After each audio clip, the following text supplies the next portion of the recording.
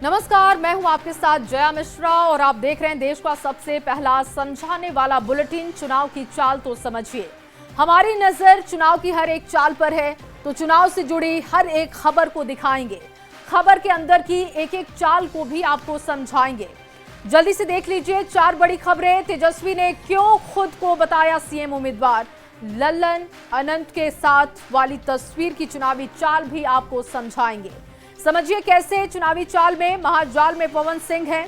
PM Modi के चीन दौरे के मायने को भी आपके सामने रखेंगे। सबसे पहले बात करेंगे मुख्यमंत्री की जो शुरुआत करेंगे इस पूरे बुलेटिन की, उसकी चुनावी खबर के साथ शुरुआत करने जा रहे हैं। वोटर अधिकार यात्रा को लेकर ये पहली खबर। वोटर अधिकार यात्रा के मंच से तेजस्वी यादव ने बड़ी बात कही। राहुल गांधी के सामने तेजस्वी ने खुद को सीएम फेस बताया है। इशारों में तेजस्वी ने कार्यकर्ताओं से भी इस पर हामी भरवा ली। मंच पर मौजूद अखिलेश यादव ने भी सीएम के तौर पर तेजस्वी का ही नाम लिया। ये खास रिपोर्ट देखिए और उसके बाद चुनावी चाल को समझाएंगे। तेजस्वी आगे आगे है ना, और ये सरकार पीछे पीछे है ना। तारीख 30 अगस्त 2025, आरा के रमना मैदान में दोपहर का वक्त।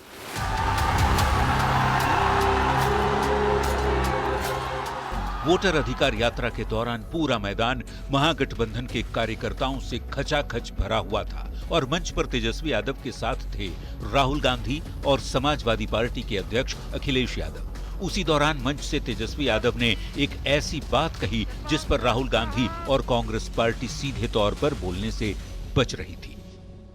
ये नकलची सरकार है कि नहीं?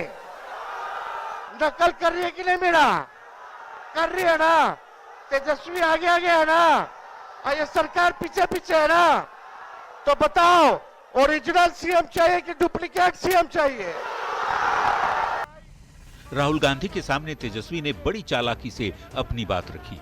तेजस्वी ने भले ही अप्रत्यक्ष रूप से ऐलान किया, पर इस पर मुहर लगा दी उत्तर प्रदेश के पूर्व मुख्यमंत्री अखिलेश यादव ने, वो भी राहुल गांधी की मौजूदगी में।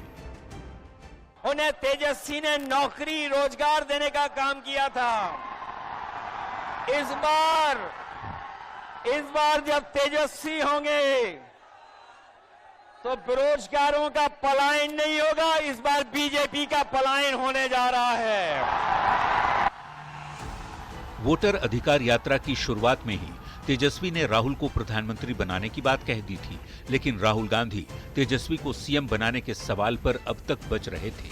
आइडियोलॉजिकली हम अलाइंड हैं, पॉलिटिकली अलाइंड हैं। देखा आपने, राहुल गांधी जिस सवाल पर अब तक गोलमोल जवाब दे रहे थे, उस प्रश्न को तेजस्वी यादव ने जनता से पूछकर ये साफ कर दिया कि बिहार चुनाव में इंडिया गठबंधन का मुख्यमंत्री चेहरा कौन होगा।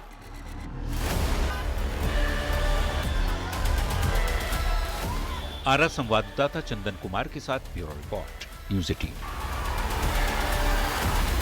तेजस्वी आगे आगे है ना, और ये सरकार। और आइए अब चुनाव की चाल को समझते हैं। तेजस्वी को क्यों खुद अपने को बताना पड़ा सीएम उम्मीदवार? तो बता दें आपको कि आरजेडी की ओर से तेजस्वी सीएम उम्मीदवार हैं। लालू प्रसाद तेजस्वी सरकार बनवाने की अपील भी कर चुके हैं, लेकिन कांग्रेस ने अब तक तेजस्वी के नाम पर सहमति नहीं जताई है। कांग्रेस नेता तेजस्वी के सीएम उम्मीदवारी पर गोलमोल जवाब देते रहते हैं। कांग्रेस नेता चुनाव के बाद चेहरा चुनने की बात कहते हैं, विधायक चुनेंगे सीएम कहकर सवाल को टालते रहते हैं। तेजस्वी के सीएम उम्मीदवारी पर राहुल गांधी ने सवाल को टाल दिया था। वोटर अधिकार यात्रा के दौरान जब उनसे सवाल किया गया तो वो गोल जवाब देते हुए उन्होंने पूरे इस मसले को ही टाल दिया था। देखिए, कांग्रेस प्रदेश प्रभारी कृष्णा अल्लावरू की बात करें तो बार बार उन्होंने कहा कि चुनाव के बाद चेहरा तय होगा, जबकि बिहार कांग्रेस के अध्यक्ष राजेश राम की बात हो तो तेजस्वी की उम्मीदवारी पर गोलमोल जवाब देते हुए आज तक वो भी देखे गए हैं। वो भी आपको बता दें तब जबकि तेजस्वी ने 2029 में राहुल गांधी को पीएम बनाने की बात कही। तेजस्वी को उम्मीद होगी राहुल भी उनका नाम आगे करेंगे, लेकिन ऐसा हुआ नहीं है अब तक। और ऐसे में देखिए, आज खुद उन्होंने तेजस्वी यादव ने खुद को सीएम फेस के तौर पर प्रोजेक्ट एक बार फिर से किया। मतलब तेजस्वी ने राहुल को प्रोजेक्ट किया लेकिन राहुल गांधी ने फिर भी तेजस्वी का नाम अब तक नहीं लिया है। गोलमोल जवाब देकर बात को वो घुमाते रहे हैं। बिहार चुनाव से पहले राहुल गांधी वोटर अधिकार यात्रा के चलते लगातार चर्चा में है। बिहार की बड़ी पार्टी का नेता होने के नाते भी वो चर्चा में रहते हैं और होते हुए आपको बता दें कि बिहार के बड़ी पार्टी के नेता होते हुए तेजस्वी चर्चा से गायब थे। यात्रा में राहुल गांधी ने कांग्रेस को आगे कर आरजेडी को पीछे ढकेल दिया था और 1 सितंबर को वोटर अधिकार यात्रा का समापन है। यात्रा समाप्त होने से पहले तेजस्वी ने एक बार फिर से बयान दिया और 2 निशाने साधे। अब तक तेजस्वी यादव वोटर अधिकार यात्रा में ये चाह रहे थे कि उनका नाम राहुल गांधी ले, लेकिन राहुल गांधी ने उनका नाम नहीं लिया। जब उनसे सवाल किया गया तो उन्होंने इस सवाल को टाला था और अब देखिए एक तीर से 2 निशाने उन्होंने साधे। राहुल गांधी के सामने खुद को सीएम उम्मीदवार बता दिया, खुद को सीएम उम्मीदवार बताकर चर्चा में तेजस्वी यादव आ गए हैं और इस बयान के जरिए तेजस्वी का राहुल गांधी को सीधा संदेश है। बिहार महागठबंधन में ही आरजेडी ही लीड करेगा। महागठबंधन में अगर बड़े भाई की बात है तो वो फिर आरजेडी ही रहेगा। इसको साफ करने की कोशिश तेजस्वी ने की है। मोकामा के पूर्व विधायक अनंत सिंह और मुंगेर सांसद ललन सिंह आज साथ में नजर आए। काफी समय बाद दोनों को साथ में देखा गया। दोनों एक ही गाड़ी से बैठकर रोड शो कर रहे थे। इस मुलाकात के सियासी मायने निकाले जा रहे हैं। आपको रिपोर्ट दिखाते हैं।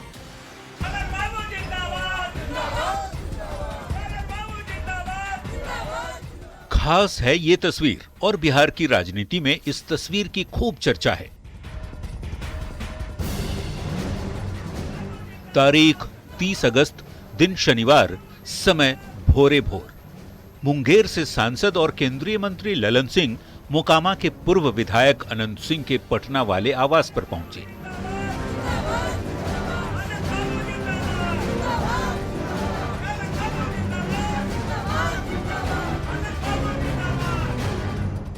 और फिर यहां से दोनों एक ही गाड़ी में रोड शो के लिए मोकामा निकल गए। अनंत सिंह और ललन सिंह ने अथमल गोला के सबनीमा से लेकर मोकामा विधानसभा के बहापर तक रोड शो किया। काफी समय बाद दोनों को साथ देखा जा रहा है, जिससे अनंत सिंह के समर्थकों में जबरदस्त जोश भी देखने को मिला।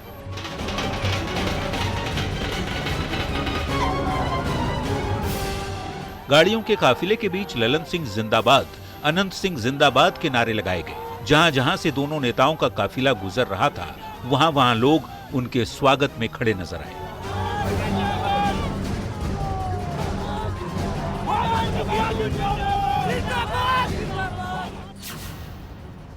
बता दें कि ललन सिंह की वजह से राजनीति में आए अनंत सिंह 2015 में जेडीयू से अलग हो गए। 2020 में आरजेडी से चुनाव लड़े। 2022 में पत्नी को आरजेडी के टिकट पर चुनाव लड़वाया, लेकिन 2024 में फिर से जेडीयू से अनंत सिंह की नजदीकी बढ़ने लगी। आरजेडी में होते हुए अनंत सिंह की पत्नी ने नीतीश सरकार के पक्ष में वोट किया और जेल से बाहर आते ही अनंत ने जेडीयू के टिकट पर मोकामा से चुनाव लड़ने का ऐलान भी कर दिया। अनंत सिंह के रोड शो में ललन सिंह की मौजूदगी ने 2025 में मोकामा की राजनीतिक तस्वीर को साफ कर दिया है।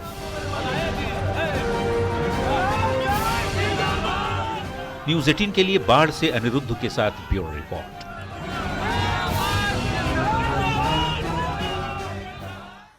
और चलिए अब आपको चुनाव की चाल समझाते हैं। ललन सिंह और अनंत सिंह का रोड शो हुआ। एक गाड़ी में दोनों का रोड शो हुआ, जो कि चर्चा का विषय पूरे दिन रहा। चुनावी चाल के तौर पर इसे समझिए तो ललन सिंह और अनंत सिंह की साथ वाली तस्वीर क्यों खास है, ये आपके सामने रख रहे हैं। दोनों ही नेता काफी दिनों के बाद एक साथ दिखे हैं। ललन सिंह की वजह से अनंत सिंह राजनीति में आए। अनंत सिंह 2005 और 2010 में जेडीयू से विधायक बने। 2015 में जेडीयू आरजेडी गठबंधन से उनकी नाराजगी दिखी। जेडीयू से अलग होके अनंत सिंह 2015 में निर्दलीय चुनाव लड़े। 2020 की बात की जाए तो आरजेडी के टिकट पर वो जीते थे। 2022 का आंकड़ा भी आपके सामने है। 2022 में आरजेडी के टिकट पर पत्नी को विधायक उन्होंने बनवाया था। 2024 की बात करते हैं। देखिए अनंत सिंह की जेडीयू से फिर से नजदीकियां बढ़ने लगी हैं। उन्होंने सीएम के काम की तारीफ की। अनंत सिंह की पत्नी ने विधानसभा में नीतीश सरकार का सपोर्ट किया है। 2024 में अगर लल्लन सिंह की बात हो तो मुंगेर से लोकसभा के लोकसभा का चुनाव वो लड़े हैं। मुंगेर का हिस्सा है मोकामा विधानसभा क्षेत्र और ऐसे में दोनों की नजदीकियां मजबूती दे सकती हैं पार्टी को। 2024 की ही बात करें तो ये देखिए, ये जो आंकड़े हैं वो चुनावों के लिहाज से बहुत ज्यादा महत्वपूर्ण है। मोकामा में अनंत सिंह की अच्छी पकड़ है। अनंत सिंह ने लल्लन सिंह का साथ दिया है। लल्लन सिंह और अनंत सिंह दोनों ही भूमिहार जाति से आते हैं। अब जातिगत तौर पर इसे समझे तो इसका माइलेज मिल सकता है। अनंत सिंह के समर्थन की वजह से भूमिहार वोट नहीं बटे। लल्लन सिंह मुंगेर लोकसभा सीट से चुनाव जीत गए। चुनाव की चाल में आपको आगे समझाएं कि लल्लन सिंह अनंत सिंह के साथ क्यों आए, तो इसको और थोड़ा विस्तार देते हैं। अनंत सिंह सीएम नीतीश कुमार की खूब तारीफ करते हैं। अनंत सिंह नीतीश कुमार को बिहार के बेस्ट सीएम बताते हैं। सीएम नीतीश कुमार से अनंत सिंह ने मुलाकात की थी। सीएम नीतीश से रिश्ते सुधरे तो लल्लन सिंह भी नजदीकी उनकी हो गई। और लगातार अगर अनंत सिंह की बात की जाए तो वो सीएम की तारीफ करते हुए ये भी कह चुके हैं कि आगे आने वाले समय में अभी और 25 साल वो इन्हीं को सीएम के तौर पर देखते हैं। लल्लन सिंह और अनंत सिंह की साथ वाली तस्वीर क्यों खास है, तो जानिए दोनों के साथ आने से समर्थकों में खुशी बहुत ज्यादा है। 2025 में अनंत सिंह का जेडीयू से टिकट पक्का हो सकता है। वोट का बिखराव ना होने से अनंत की स्थिति मजबूत भी होगी। और चलिए अब बात भोजपुरी के पावर स्टार कहे जाने वाले पवन सिंह की करते हैं, जो कि एक बार फिर से विवादों में हैं। आपको रिपोर्ट दिखाते हैं।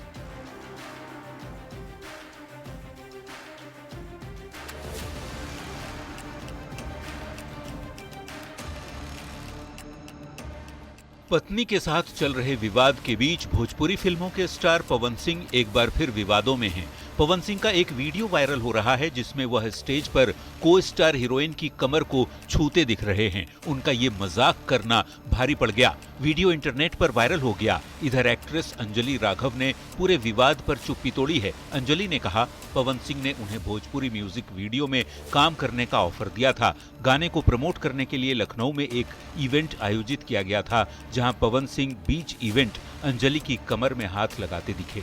जब मैं अपने टीम मेंबर से मैंने पूछा साइड में जाके कि कुछ लगा है, क्या लगा है, उन्होंने बोला कुछ भी नहीं लगा था। जब मैंने देखा मेरे सच में कुछ नहीं लगा था, तब मुझे बहुत ज्यादा बुरा लगा, गुस्सा आया और रोना भी आया। लेकिन मुझे ये नहीं समझ आया कि मैं अब क्या करूं यहाँ पर। अंजलि ने पूरे विवाद पर चुप्पी तोड़ते हुए इंस्टाग्राम पर वीडियो शेयर किया है। उन्होंने कहा है कि इनका जब सॉन्ग के लिए कॉल आया तो मैंने पहले ही सारी चीजें क्लियर कर ली थी, मुझे शूट पर कोई प्रॉब्लम नहीं हुई। जब इन्होंने मुझे लखनऊ इवेंट के लिए बोला तो मैंने हाँ बोल दी थी। जब स्टेज पर गई तो पवन सिंह ने कहा इधर कुछ लगा हुआ है, जिसके बाद उन्होंने टच किया। मैं कोशिश कर रही थी कि ये चीज पब्लिक के सामने ना आए, इसलिए मैं इसे दबा रही थी। इसलिए मैंने फैसला किया है कि मैं भोजपुरी इंडस्ट्री छोड़ रही हूँ। ये भोजपुरी में काम करने के मेरे साइड इफेक्ट थे जो मेरे साथ हुए। मैं अपने परिवार में, अपने हरियाणा में खुश हूँ। मुझे नहीं करना काम भोजपुरी में। पर आप लोग मुझे जरूर बताना कि इस सिचुएशन में अगर आप होते और आप वहां पर होते तो आप उस टाइम पर क्या करते। पवन सिंह भोजपुरी फिल्मों के जितने बड़े नाम हैं, उनका विवादों से भी उतना ही बड़ा नाता है। ये ताजा विवाद पवन सिंह की मुश्किलें बढ़ा सकता है। Bureau report, news 18। और चलिए अब समझिए कि कैसे चुनावी चाल के महाजाल में पवन सिंह हैं। पवन सिंह भोजपुरी फिल्मों के पावर स्टार कहे जाते हैं। पवन सिंह अभिनेता के साथ नेता भी हैं। 2024 में पवन सिंह काराकाट से लोकसभा का चुनाव लड़े थे। काराकाट से हारने के बाद भी पवन सिंह चर्चा में बने रहे। काराकाट से लड़ने के पहले पवन सिंह बीजेपी में थे। देखिए, बीजेपी के साथ भी उनका विवाद हुआ, जिसके बाद वो चर्चा में आए।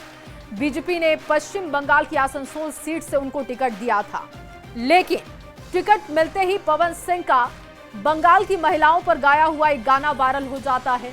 बाद में पवन सिंह ने आसनसोल से चुनाव लड़ने से इनकार कर दिया। लेकिन माना जाता है और ये माना गया कि विवाद से बचने के लिए पवन सिंह का टिकट कटा। एक बार फिर से पवन सिंह विवादों में है और ये विवाद इसलिए है कि को एक्ट्रेस को बिना परमिशन के उन्होंने छुआ, जिसकी वजह से ये पूरा विवाद हुआ है।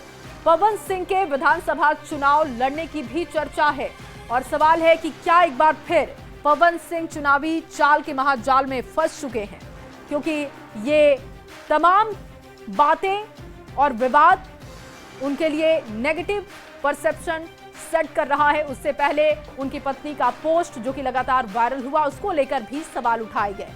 अब बात पीएम मोदी के चीन दौरे की करेंगे। पीएम मोदी 7 साल के बाद चीन पहुंचे हैं और चीन के तियानजिन में एयरपोर्ट पर पीएम का भव्य स्वागत किया गया। पीएम कल एससीओ समिट में शामिल होंगे। शी जिनपिंग और पुतिन के साथ द्विपक्षीय वार्ता भी करेंगे।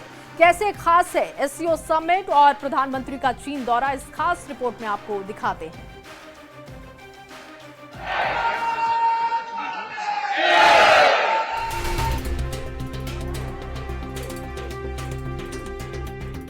प्रधानमंत्री नरेंद्र मोदी जापान के सफल दौरे के बाद चीन पहुंच चुके हैं। 7 साल बाद चीन की धरती पर पहुंचे पीएम मोदी का तियानजिन में एयरपोर्ट पर भव्य स्वागत किया गया। रेड कारपेट बिछाया गया और पारंपरिक नृत्य से उनका स्वागत किया गया।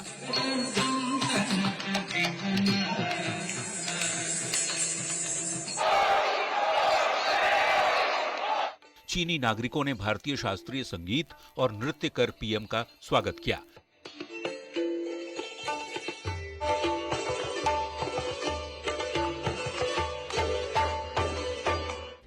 रविवार को पीएम मोदी एससीओ समिट यानी शंघाई कोऑपरेशन ऑर्गेनाइजेशन के शिखर सम्मेलन में शामिल होंगे।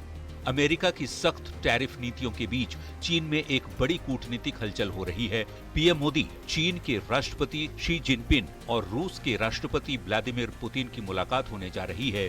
यानी 31 अगस्त से शुरू हो रही एससीओ समिट में एक नया समीकरण बनता दिख रहा है।